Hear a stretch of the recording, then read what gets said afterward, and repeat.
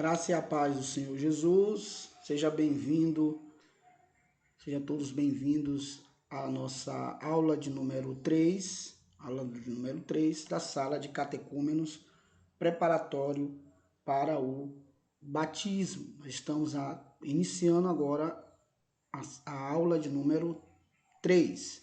Então nós já estamos falando sobre os sacramentos, batismo e ceia do Senhor. Então nós já falamos na aula 1 sobre quantos são os sacramentos, nós falamos sobre a palavra baptizo, a palavra batizar, o significado, as formas de batismo. Não existe só uma, mas existem 3 formas de batismo.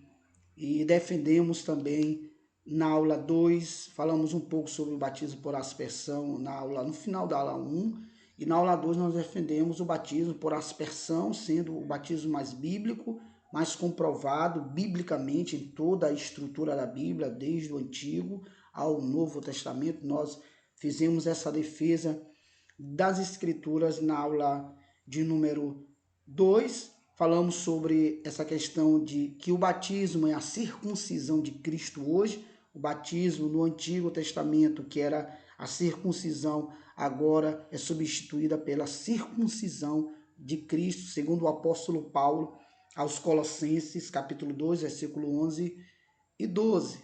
Então, na sala 2 também nós indicamos alguns livros sobre batismo, sobre a temática de batismo, batismo por aspersão e batismo infantil também, que com alegria nós damos aos nossos filhos o selo da fé, o selo do batismo. Demos a eles a certidão de nascimento, como novas criaturas em Cristo Jesus, como filhos da aliança. Não somente a certidão do papel humana, do cartório, mas a certidão de que elas fazem parte de uma família espiritual, de uma família muito mais além.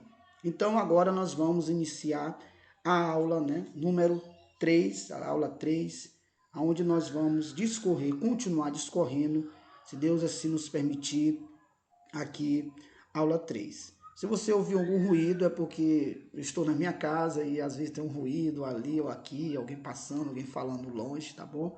Então vamos aqui nos concentrar na nossa aula de número 3. Então a nossa aula de número 3, nós vamos agora começar a apresentá-la, onde nós terminamos, onde nós paramos, que foi a aula de número 3, ao final da aula número 2, e começar agora a aula de número 3. Aqui se já vai aparecer aí, agora, ok. Apareceu aí na tela, onde nós terminamos, Bem aqui nós paramos sobre, portanto, o novo convertido é introduzido na família da fé hoje, por meio da circuncisão de Cristo, o selo da justiça pela fé, que é o batismo ordenado por Jesus. Ele ordena lá em Mateus 28, 19 e Marcos 16, 16. É o que nós chamamos de grande comissão. Ele diz: ide, portanto, e prega o evangelho a toda criatura, batizando-os em nome do Pai, do Filho e do Espírito Santo, ensinando-os a guardar todas as coisas que eu tenho ordenado. Eis que estou convosco até a consumação do século. E só começando aqui um pouco, esse versículo aqui, as pessoas falam, a criança pega o texto fora do contexto. Diz que a criança não pode ser batizada porque ela não crê. Mas só que esse versículo que é usado para isso, ele tem que ser usado na sua fidelidade. Esse versículo não está contemplando crianças, mas somente adultos. Porque diz assim, e quem não crê será condenado. Então, se você afirmar que esse texto está incluindo crianças, que crianças não podem ser batizadas porque não podem crer, então você tem que concluir que as crianças também, pelo fato de não poderem crer, estão condenadas todas ao inferno, porque quem não crê já está condenado, já está no inferno.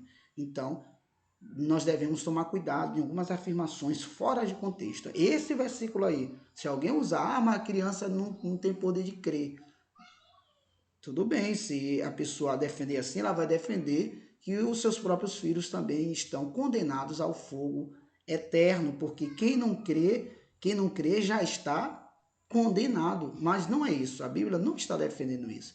Aí está contemplando a pregação para adultos, além fronteira de Israel, porque os filhos são do Senhor, como nós já vimos, e eles não precisam de crer, eles recebem o selo da fé de seus pais, como é lá no Antigo e como é no Novo Testamento.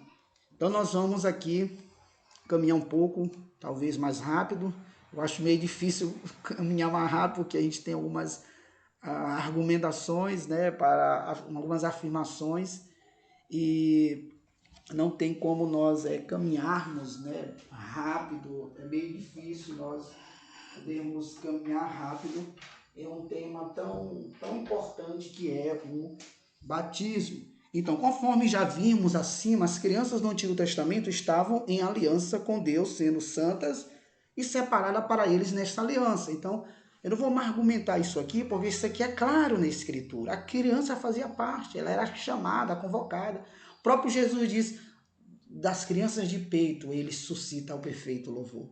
Então, ele está dizendo, olha, a criança, ela faz até melhor do que o adulto, ela louva com perfeição. Ora, irmão, se ela louva com perfeição e nós adultos nem chegamos a tirar o perfeito louvor, por que elas não podem ser batizadas? Olha só a grande contradição daqueles que não querem defender o batismo infantil. Ora, se os adultos que jamais chegarão a uma perfeita adoração recebem o selo da fé, quanto mais uma criança que suscita, Deus suscita o perfeito louvor dos seus lábios. A Bíblia, ela é extraordinária, as crianças fazem parte nesta mesma linha de raciocínio bíblico da aliança de Deus com o seu povo. Então, isso aqui nós já entendemos, é bíblico, crianças são batizadas, recebem o selo da aliança com Deus, porque elas fazem parte. Deus diz, elas são minhas, são heranças, por isso dá o selo da fé nelas, porque elas são minhas, não são de vocês. Elas precisam do selo do pacto, da circuncisão de Cristo. Ok? Então, Paulo ensina para os irmãos do Novo Testamento que os filhos são santos, também pois os mesmos estão dentro da mesma aliança com seus pais. Isso nós vamos ver quando Paulo vai instruir sobre o casamento, lá em 1 Coríntios, ele vai dizer que os nossos filhos são santos. Mas por que eles são santos? Peraí, mas para o filho ser santo, aqueles que não batizam criança, eles não precisam ser convertidos? Não, porque nós entendemos a teologia da aliança, que os filhos, eles vêm na fé dos seus pais. 1 Coríntios 7,14. Porque o marido incrédulo é santificado no convívio da esposa. Aqui o marido não recebe o selo da fé, ele é santificado. E a esposa incrédula é santificada no convívio do marido. De outra sorte, os nossos filhos seriam impuros, porém agora são santos. Então, os filhos são santos, porque os filhos são santos para Deus. Aqui o santo e está vendo que a palavra aqui impuros, questão de purificação, e aquilo que é impuro, aquilo que é puro e aquilo que é impuro. Veja o contrário, porque os filhos são do Senhor. Os filhos são santos e são puros, separados para o Senhor. Então você vê que no Novo Testamento ainda continua esta questão que os filhos são santos. E Paulo diz, de outra sorte, os vossos filhos seriam impuros, porém agora são santos. E mesmo se não tivesse este versículo de 1 Coríntios, nós sabíamos que as crianças são do Senhor, elas são circuncidadas pela circuncisão agora de Cristo, que é o batismo. Os filhos são santificados através dos pais. Por isso batizamos somente filhos dos crentes. É que é uma questão muito boa de nós presbiterianos e reformados. Nós não batizamos, por exemplo, o filho do vizinho que acha bonito batizar uma criança e vai e leva para nós batizar. Nós não batizamos. Não batizamos, por exemplo, uma pessoa que é crente e que o neto ou a neta quer ser batizado, mas só que o pai desta criança não é cristão, nós não batizamos. A não ser que a avó crie este neto. Aí sim nós batizamos, que a responsabilidade da avó é de criar aquela neta ou aquele neto. Aí nós batizamos com alegria, porque ela vem na fé de seus pais, fé dos seus avós, no caso.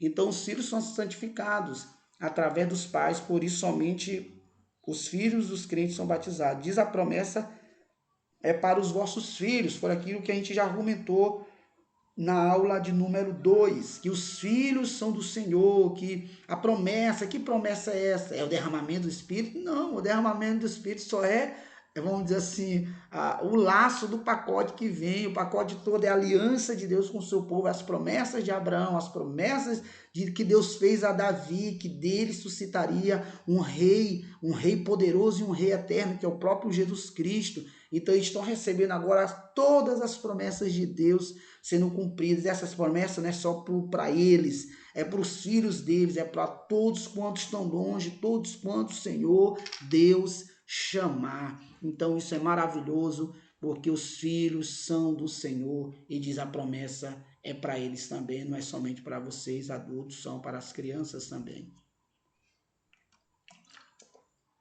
Então a igreja presbiteriana batiza com alegria os filhos pequenos de seus membros. Então nós batizamos crianças que estão na fé dos seus pais ou na fé dos seus avós, que os avós, no caso, são responsáveis diretos por estas crianças, ok? Então, nós devemos entender bem aqui, pois sabe que está obedecendo a palavra de Deus, que comprova esta verdade nas Escrituras, de acordo com os textos acima citados e outros, que os filhos são do Senhor, a herança do Senhor são os filhos. Educa a criança no caminho que deve andar. E foi batizado ela e toda a sua casa.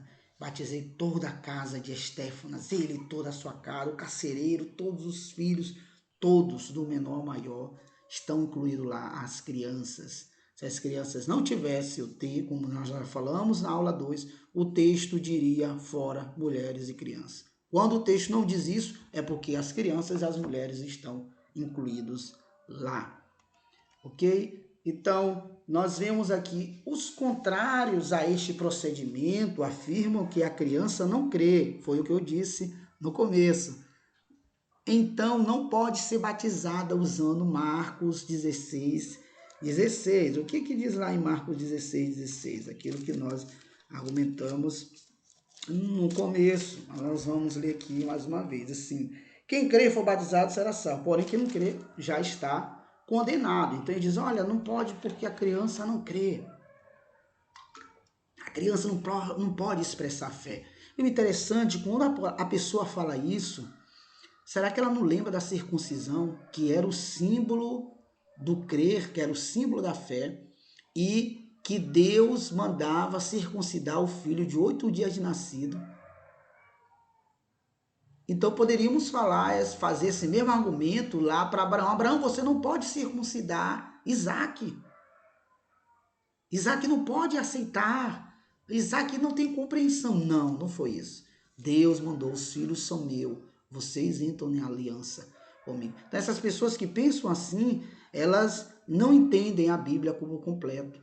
Então a Bíblia ela é tanto o Antigo quanto o Novo Testamento. A Bíblia ela é um conjunto só de 66 livros. Não são só 27 livros, são 66 livros que se completam. O Antigo Testamento, o Novo Testamento aqui é o cumprimento do Antigo e a continuidade do povo de Deus. Então essas pessoas negam isso, mas aí se a pessoa afirmam que as crianças não podem ser batizadas porque elas não creem. Então não podemos usar versículos isolados, como eu falei, para afirmarmos princípios doutrinários.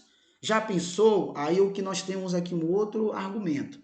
Se falarmos que as crianças não podem crer porque elas não têm capacidade de crer, aí nós vamos falar nesse mesmo versículo que elas estão no inferno, que elas estão condenadas, porque se não pode crer, então quem não crê já está condenadas, já estão condenados.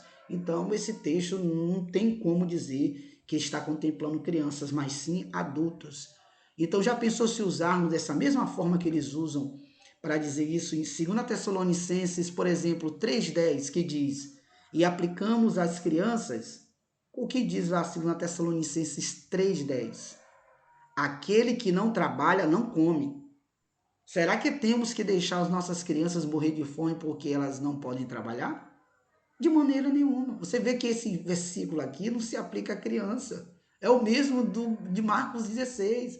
Está contemplando adultos. Quem crê for batizado será salvo. Quem não trabalha não tem o direito de comer. Mas isso aqui não está contemplando criança, nem Marcos e nem 2 Tessalonicenses, capítulo 3, versículo 10. Então você vê a discrepância hermenêutica, teológica ou interpretativa. Eles erram aqui, não sabem interpretar esses dois textos aqui, tanto de Marcos quanto o de 2 Tessalonicenses. Então, nós, de maneira alguma, vamos deixar os nossos filhos morrerem de fome, ok? Então, sei aqui o batismo de adultos. Quem já foi batizado em uma igreja genuinamente evangélica, nós presbiterianos não batizamos novamente, mas quem não foi batizado ao fazer a pública mas quem não foi, batizamos ao fazer a pública profissão de fé. Então, aqueles que ainda não foram batizados, eles são batizados e fazem sua pública profissão de fé. O que é a pública profissão de fé? É esse aceitar publicamente na hora do batismo. Você que vai ser batizado na nossa igreja, eu vou fazer algumas perguntas e você vai responder, fazer sua pública profissão de fé. Você se lembra quando Jesus diz: aquele que me confessar diante dos homens, eu confessarei diante de Deus. Então, essa pública profissão de fé é esse confessar diante dos homens, diante da igreja, diante dos presentes. Então, batismo de adultos, aquelas pessoas que já foram batizadas, por exemplo, uma pessoa que foi batizada por imersão, nós não rebatizamos. Nós cremos que ou pouca água ou muita água, tudo simboliza o batismo, são tão extremos. Nós batizamos por aspersão. As pessoas que já foram batizadas por imersão e vêm para a igreja presbiteriana, nós não rebatizamos, porque não é a muita água ou a pouca água que vai fazer você santo, mas o que vai fazer você santo é ter um coração regenerado por Deus, não ao regenerar da água, né, ou a limpeza. Se lembra que o batismo é só um símbolo, é um selo, é só um símbolo de uma purificação, de uma regeneração que já foi feita dentro do coração. Então, muitas pessoas já foram batizadas, mas estão fora da presença de Deus, porque seus corações não foram batizados, não foram regeneradas. Então, para nós, com muita água ou pouca água, nós recebemos as pessoas que vêm de outras igrejas, a não ser que for seitas, igrejas que não são genuinamente cristãs, aí nós devemos rebatizá-la mesmo, porque há algumas seitas que negam algumas doutrinas fundamentadas na Escritura. Os irmãos que vêm da Assembleia de Deus, a Batista, não, nós não rebatizamos, porque são igrejas que nós entendemos são igrejas sérias e genuínas, e só tem a diferença aí do batismo, mergulhando, e outros aspergindo e etc. A pessoa da igreja católica, nós rebatizamos. Por quê? Porque no catolicismo, o batismo infantil lá é diferente do daqui, do batismo reformado. Que para o católico, o batismo, ele em si opera a salvação.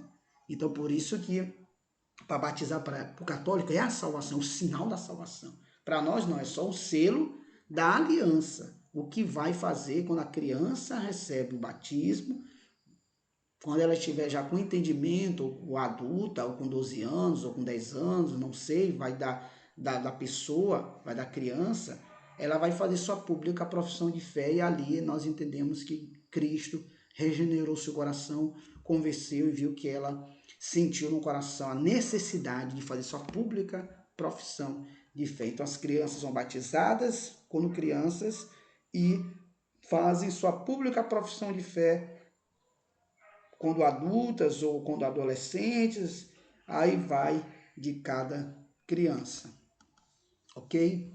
Então, passando aqui, nós então concluímos essa parte de batismo. Aí entramos agora na ceia do Senhor, a Santa Ceia ou a Ceia do Senhor. Então, também é um sacramento, como diz, é sacro, é ordenado por Deus, no qual se dando e recebendo pão e vinho, conforme a instituição de Cristo, anuncia-se a sua morte, e aqueles que participam dignamente, não de maneira temporal e carnal, tornando-se participante do corpo e do sangue, com todas as suas bênçãos para o seu alimento espiritual e crescimento em graça. Então, o sacramento nós participamos, anunciando a sua morte.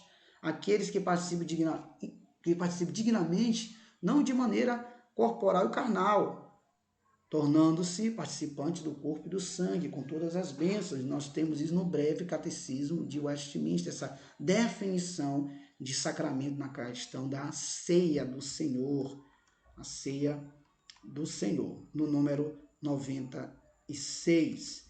Ok, na igreja presbiteriana a ceia é celebrada quase sempre mensalmente. Todos os membros comungantes devem estar presentes neste culto, que consideramos a maior festa para o crente. Então nós vemos que a ceia do Senhor é a celebração da morte, da ressurreição, onde nós relembramos a morte do Senhor.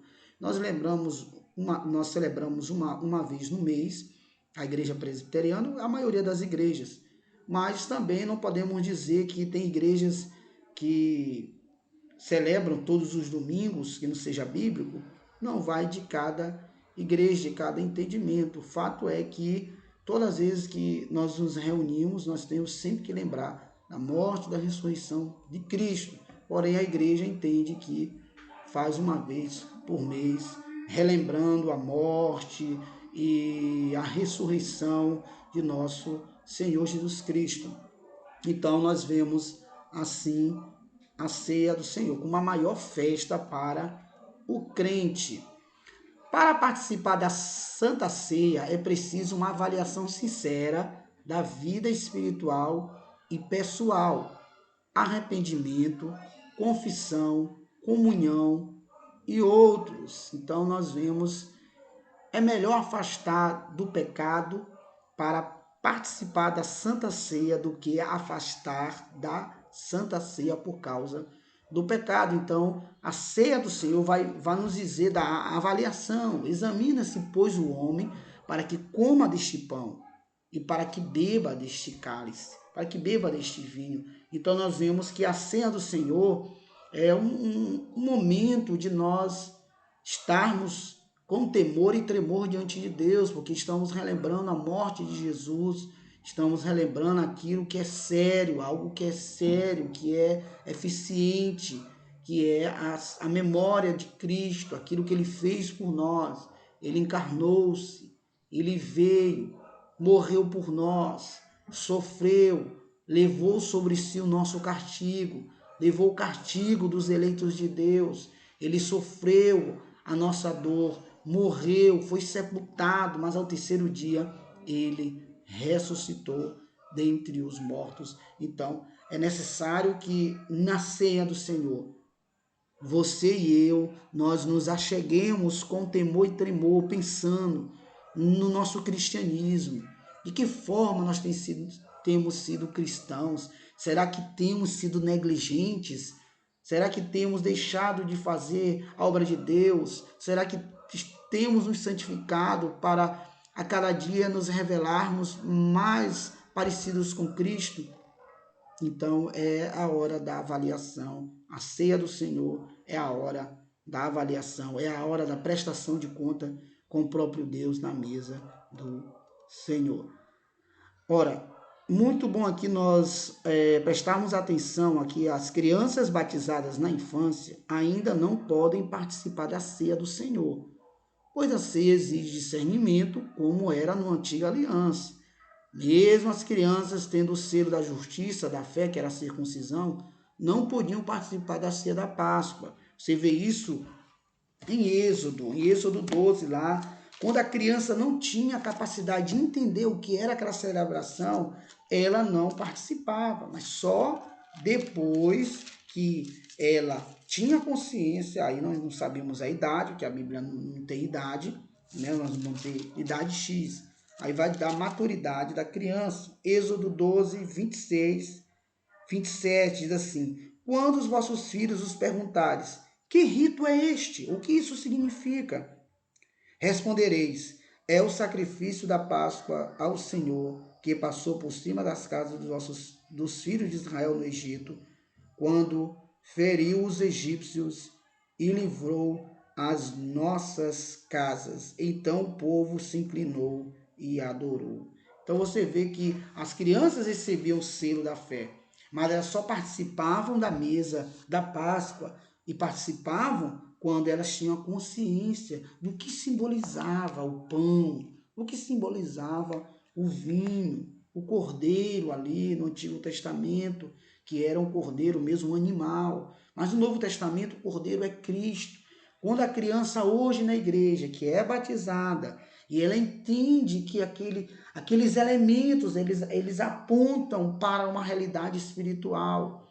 São sinais visíveis que apontam para uma realidade invisível, uma realidade espiritual. Que realidade é essa? É a realidade da nossa regeneração, do nosso resgate, da nossa redenção. Ou seja, a criança olha para aqueles elementos e diz: eu sei que este pão aponta para o corpo de Cristo que foi morto naquela cruz, e que este suco de uva, esse vinho, aponta para o sangue do meu Senhor que foi derramado por minha vida, e hoje eu faço parte dessa família, e hoje eu relembro aquilo que foi celebrado 2000 anos atrás. Quando esta criança ela tem essa noção, aí sim ela pode participar da ceia e da mesa do Senhor.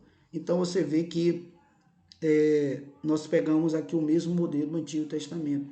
Crianças recebem o selo do Novo Testamento, são batizadas, mas não podem participar da ceia, a não ser que elas já entendam o que significa os elementos, o que significa toda aquela simbologia do pão, do vinho, que apontam para a nossa salvação. E nessa idade, pode ser com 9 anos, com 8 anos, vai de crianças, que a criança, principalmente hoje que nossas crianças estão amadurecendo com menos idade, né? Hoje com 8 anos, 9 anos, você vê uma criança já bem madura, sabe o que quer.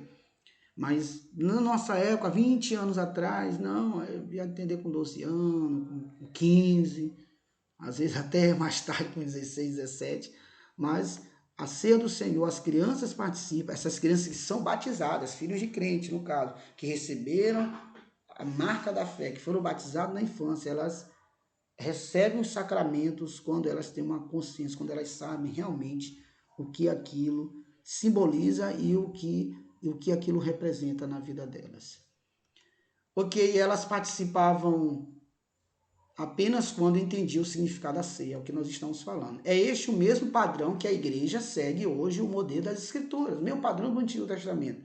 As crianças recebem o selo, mas só participam quando têm a consciência do que significa os elementos que estão ali na mesa do Senhor. Somente quando a criança sabia discernir o significado da ceia do Senhor é que elas poderiam participar. Isso mesmo.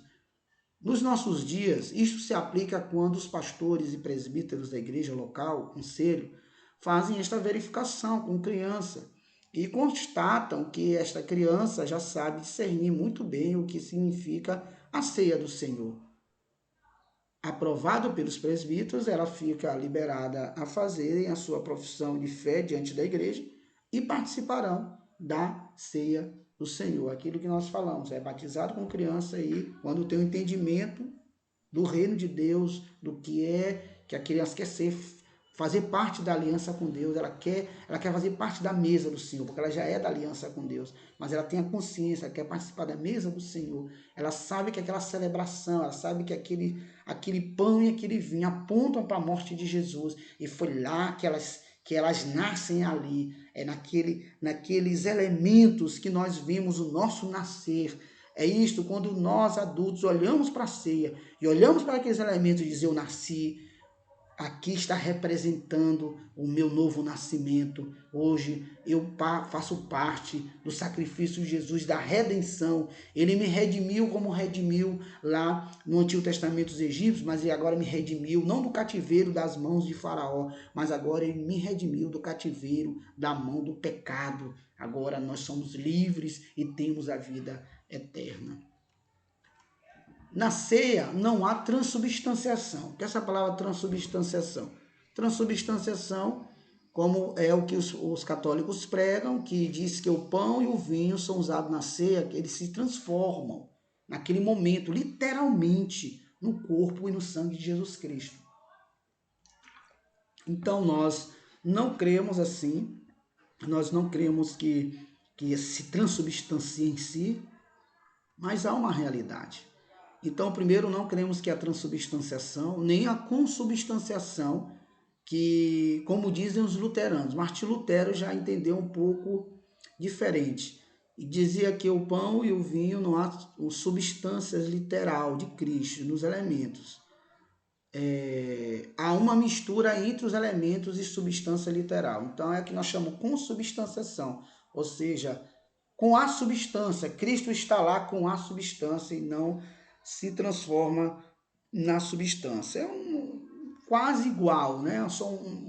É um melhoramento da transubstanciação, a consubstância. Então ele diz que os elementos não vai transubstanciar, mas ele está lá com a substância, o corpo literal com a substância. Então, transubstanciação e consubstanciação. Transubstanciação católicos romanos, consubstanciação luteranos. Também não cremos, como dizem a maioria dos evangelhos que pregam que o pão e o vinho são meramente símbolos ou mero memorial da morte e ressurreição de Jesus. Então nós não cremos que o símbolo da ceia do Senhor é somente um elemento que transcende somente isso.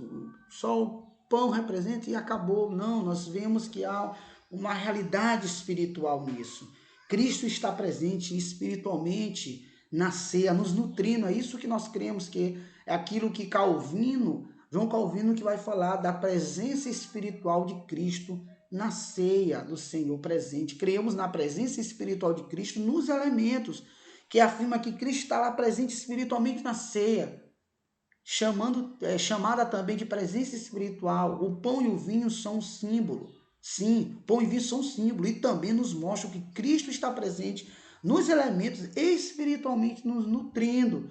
Por meio dos sacramentos, comunica-nos graça e bênção por meio da celebração da ceia. Você vê que para Calvino não é somente um símbolo, mas além do símbolo, é uma realidade espiritual. Ora, a ceia é espiritual, a ceia não é comum, porque se não fosse uma ceia espiritual, ia ser uma janta qualquer, ia ser uma ceia qualquer como de Natal, uma ceia humana.